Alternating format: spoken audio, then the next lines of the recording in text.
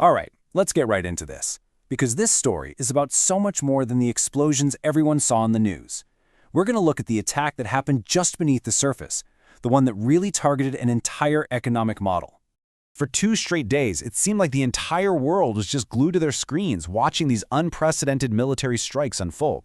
This was Iran's big retaliation against the US and Israel, a massive, very visible assault that just completely captured everyone's attention. And look, these were not random targets. We're talking about iconic landmarks, the very symbols of the UAE's global success, its whole glittering reputation. And they were hit, deliberately, with missiles and drones. But here's the real question, the one that changes everything. What if the explosions and the damaged buildings weren't the real goal? The most profound damage wasn't physical at all. Nope, it was invisible, it was structural, and honestly, it has probably permanently changed the UAE's future. To really get the true impact of this attack, first we have to unpack this really unique idea that powered the UAE's economy for decades. For years, the UAE built its success on something called the neutrality premium.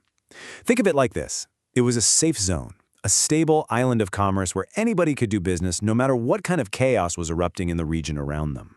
And this model allowed some pretty bitter rivals from all over the geopolitical map, Russians, Americans, Chinese, even Iranians, to all exist in the same space and pour their money into the Emirati economy.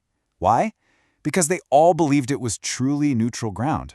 So here's the crucial point, and this quote really nails it. The missile strikes weren't just a military move. They were a deliberate demolition of that profitable neutrality. Iran was basically sending a message loud and clear. Your time as this protected gray zone is over.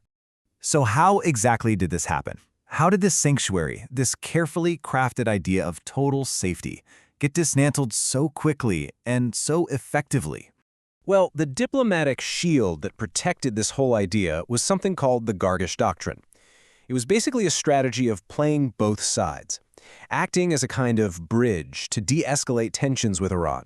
But Iran's missiles just blew right through that bridge. Now, what's really fascinating here is the sheer intent this reveals. This wasn't some accident or collateral damage. Iran made the UAE a primary target, aiming 22% of its attack waves at the country. And get this, that accounted for roughly 40% of their total missile firepower. They were making a clear and very violent statement. Hosting US forces and making peace with Israel, well, that now comes with a very heavy price. And it all happens so fast. I mean, look at this timeline. In just a matter of days, a decades-old strategy of careful, calculated diplomacy was just gone.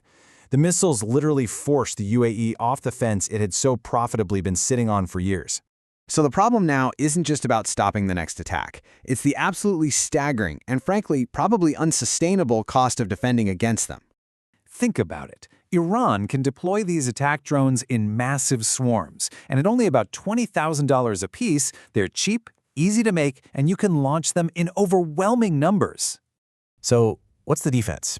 Firing interceptors that cost $3 million or more each? You see the problem here?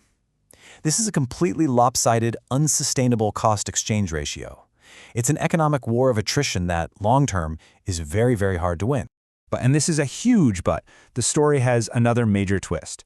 While Iran might have shattered the UAE's economic model, its bigger strategy backfired spectacularly on the geopolitical stage. See, Iran went into this with a big assumption that attacking US bases on Arab soil would win them support across the Muslim world. As you can see here, the exact opposite happened. By hitting sovereign Arab territory, Iran actually gave these nations, especially its rivals like Saudi Arabia, the political cover they needed to respond forcefully, and even more surprisingly, to unify against Tehran. It was a stunning reversal. Iran's own missiles ended up destroying its long-held narrative of being a champion of the Muslim world. It didn't create an axis of resistance, it created an axis of isolation around itself. So all of this leads to a permanent, very costly new reality for the UAE, one that completely changes its place in the world. The core promise of the UAE, total safety, total security, a place completely separate from the region's conflicts, that illusion has been shattered. It's gone. And you can be sure that global markets and big investors have taken notice. And this isn't just some theory. The cost of doing business in the region is skyrocketing. War risk insurance premiums for ships, for example, jumped by up to 50%, basically overnight. That acts like a permanent new tax on every single thing flowing through the Gulf. So the UAE can't sell itself as a peaceful, risk-free playground anymore. It now has to market itself as a fortress. And that is a fundamental brand shift that's going to alienate a lot of the investors and tourists who were drawn to that original promise of safety. So this re-rating from a neutral hub to a frontline state has irreversible structural consequences. We're talking about a permanent drag on its economy, the end of its unique diplomatic role, and a future that's going to be defined by security alliances, not by that profitable ambiguity. And that leaves us with the critical question. The demolition of this unique economic model isn't just going to affect the Gulf. The consequences of a global sanctuary becoming a conflict zone, well, those are going to ripple across the entire global economy for years to come.